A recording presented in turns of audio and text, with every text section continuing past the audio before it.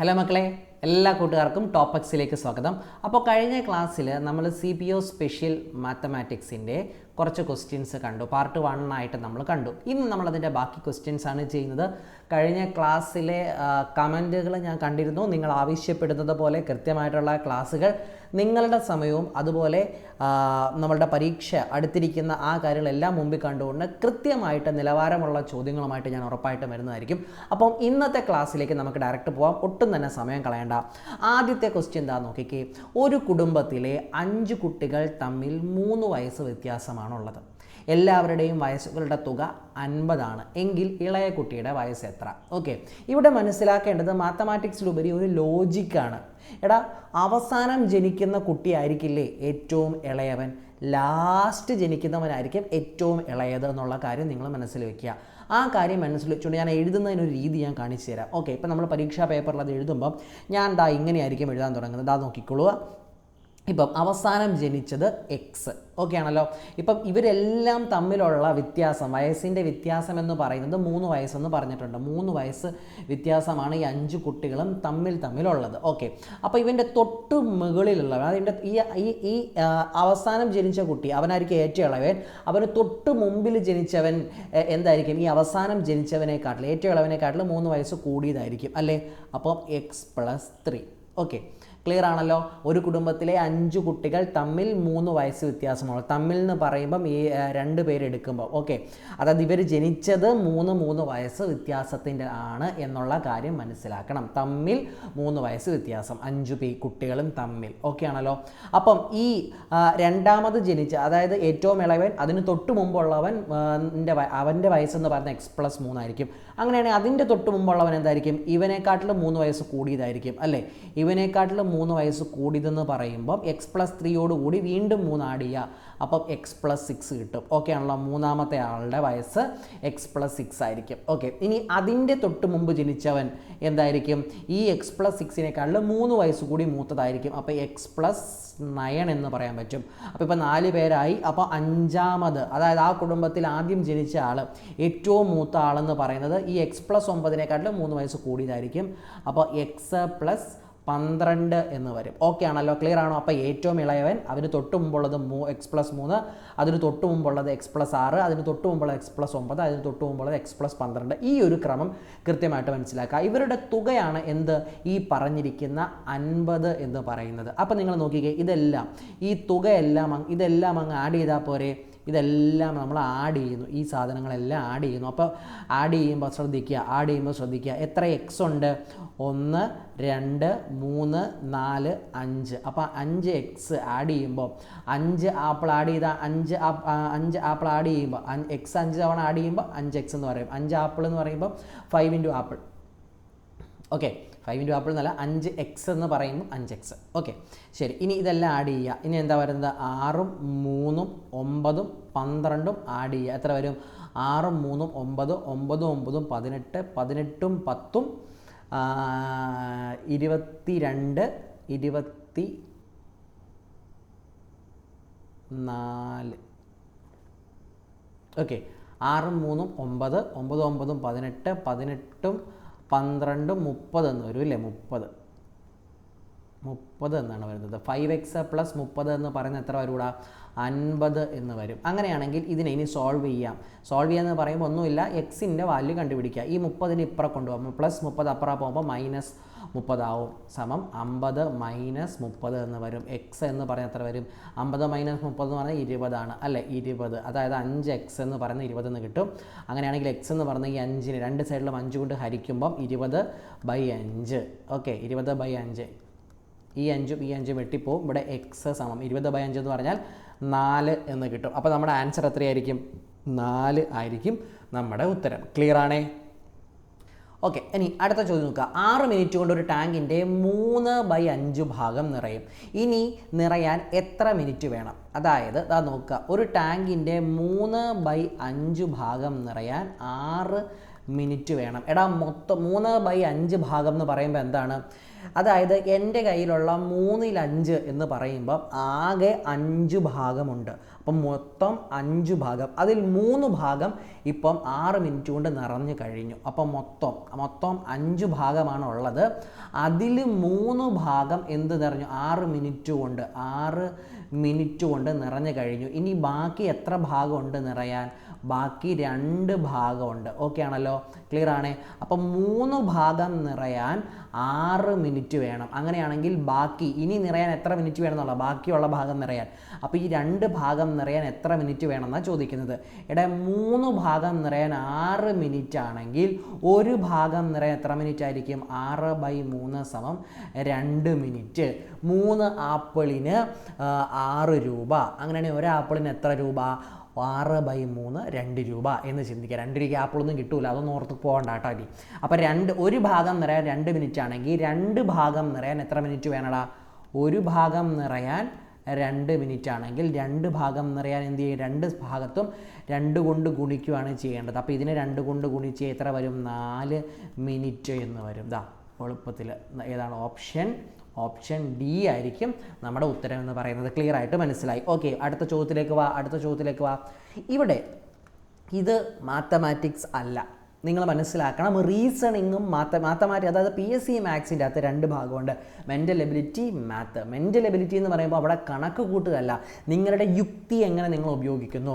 Flatter എന്ന വാക്കിനെ 7, 2, 3, 8, 8, 5, 9 എന്നും മദർ എന്ന വാക്കിനെ 4, 6, 8, 1, 5, 9 എന്ന കോഡ് ചെയ്യാമെങ്കിൽ മാമത്ത് എന്ന വാക്കിൻ്റെ കോഡ് എങ്ങനെയാണെന്നുള്ളതാണ് ചോദ്യം.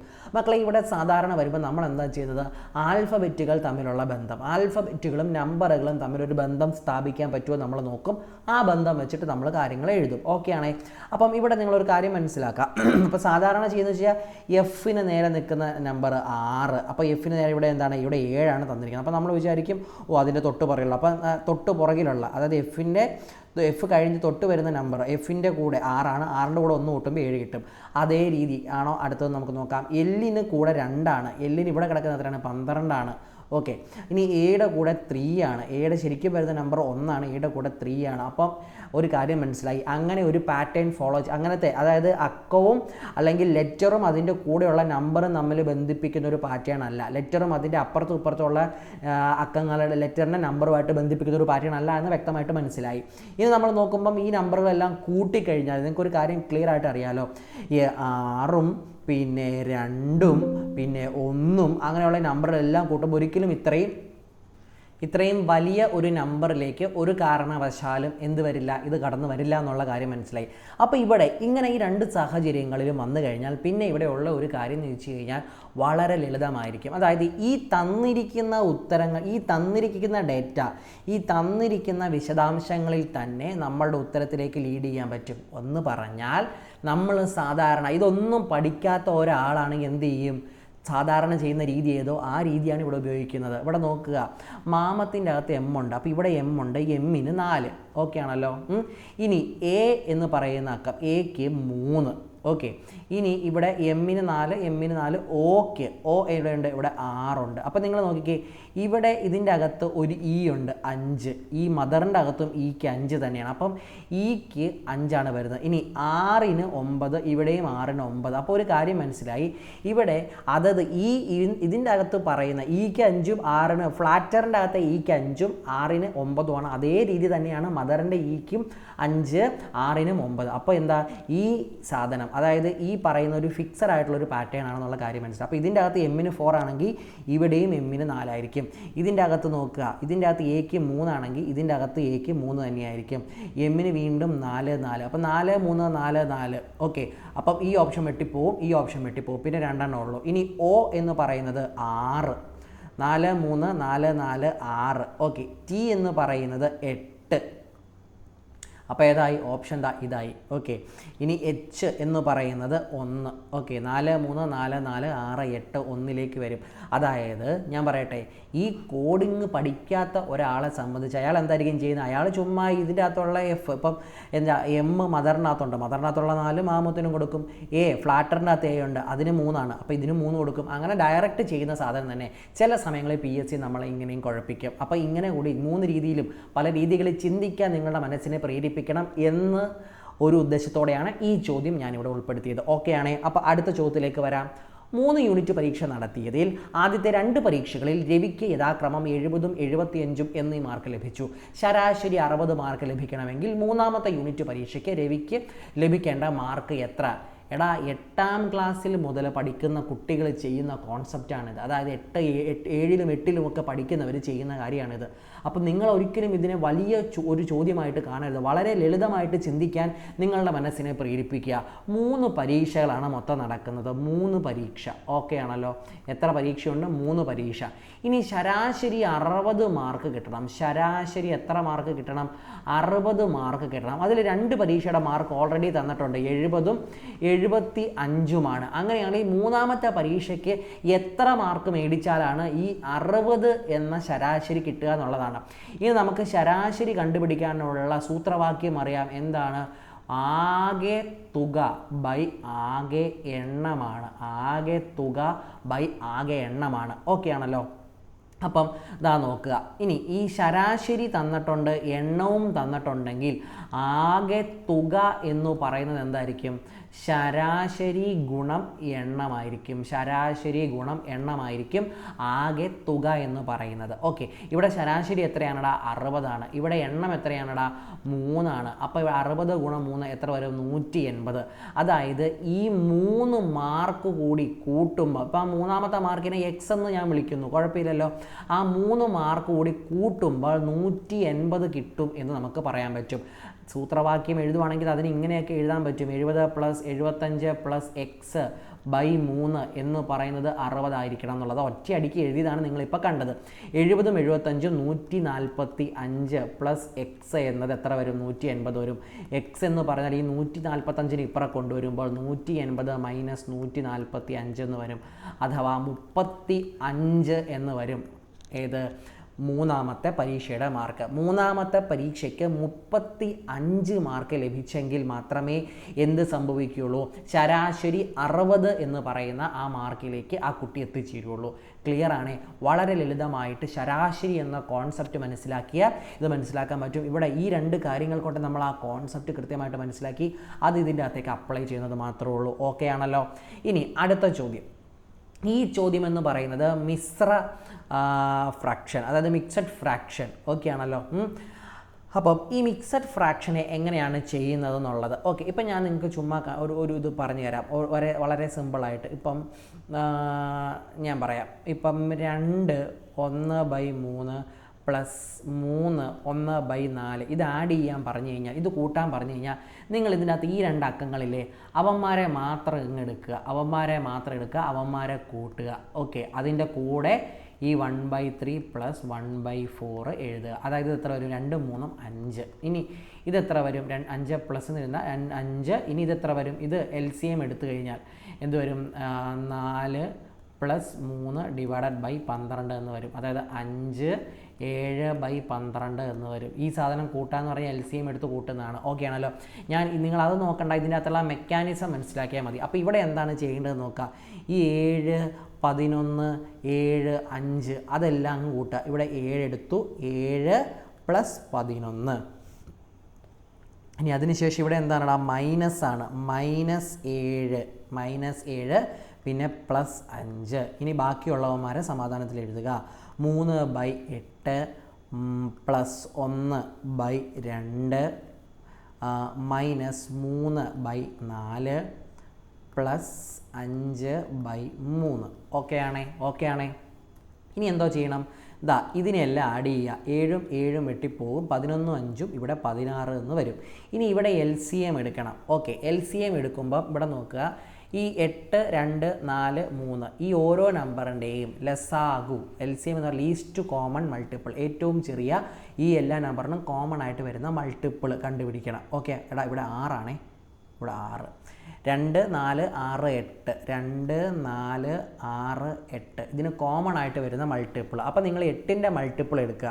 8ൻ്റെ മൾട്ടിപ്പിൾ ഏതൊക്കെയാണ്? 8 16 പിന്നെ 24 4 പിന്നെ 32 ഇങ്ങനെ പോവുകയാണ്. ഇതിൻ്റെ അകത്ത് ഈ 8ൻ്റെ മൾട്ടിപ്പിൾ, ഇതിനകത്തുള്ള ഹയസ്റ്റ് നമ്പർ, ഏറ്റവും വലിയ നമ്പർ നോക്കി അതിൻ്റെ മൾട്ടിപ്പിൾ നോക്കി അതിൻ്റെ അകത്ത് നിങ്ങൾ അതിൻ്റെ ഗുണിതങ്ങളെല്ലാം എഴുതി. ഈ ഗുണിതത്തിൻ്റെ അകത്ത് ഈ 2ഉം 4ഉം 6ഉം ഒരേ സമയം 2 കൊണ്ടും 4 കൊണ്ടും 6 കൊണ്ടും ഒരേ സമയം ഡിവൈഡ് ചെയ്യാൻ പറ്റുന്ന ഏറ്റവും ആദ്യം കണ്ടുമുട്ടുന്ന നമ്പർ നോക്കുക.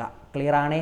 ലസാഗ് കണ്ടുപിടിക്കാനുള്ള ഒരു എളുപ്പവഴിയാണ് പറയുന്നത്. 2, 4, 6, 8 അതിലെ ഹയസ്റ്റ് നമ്പർ നോക്കുക, അതിൻ്റെ ഗുണിതങ്ങൾ എല്ലാം എഴുതുക, അതിൻ്റെ അകത്തുള്ള ഏറ്റവും ചെറിയ നമ്പർ കണ്ടുപിടിക്കണം. ആ നമ്പറിൻ്റെ പ്രത്യേകത എന്തായിരിക്കണം? ആ നമ്പർ വെച്ച് ഈ ബാക്കിയുള്ള 3 നമ്പർ കൊണ്ടും ബാക്കിയുള്ള 2ഉം 4ഉം 6 കൊണ്ടും ആ നമ്പറിനെ ഡിവൈഡ് ചെയ്യാൻ പറ്റണം. 8 എടുത്തു കഴിഞ്ഞാൽ 8നെ 2 കൊണ്ട് പറ്റും, 4 കൊണ്ട് പറ്റും, 6 കൊണ്ട് പറ്റുമോ? പറ്റില്ല.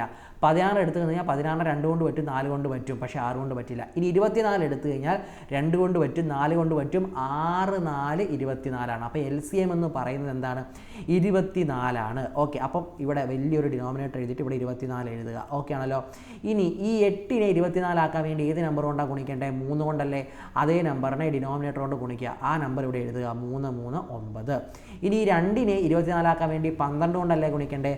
അതേ നമ്പർ കൊണ്ട് ന്യൂമറേറ്റർ മൾട്ടിപ്ലൈ ചെയ്യുക. അപ്പോൾ +12 -2. ഇനി 4നെ 24 ആക്കാൻ വേണ്ടി എത്ര കൊണ്ട് ഗുണിക്കണം? 6 കൊണ്ട് ഗുണിക്കണം. അതേ 6 കൊണ്ട് ഇവിടെ ഗുണിക്കുക. 6, 3, 18. ഇനി പ്ലസ് 6 ഇവിടെ 6നെ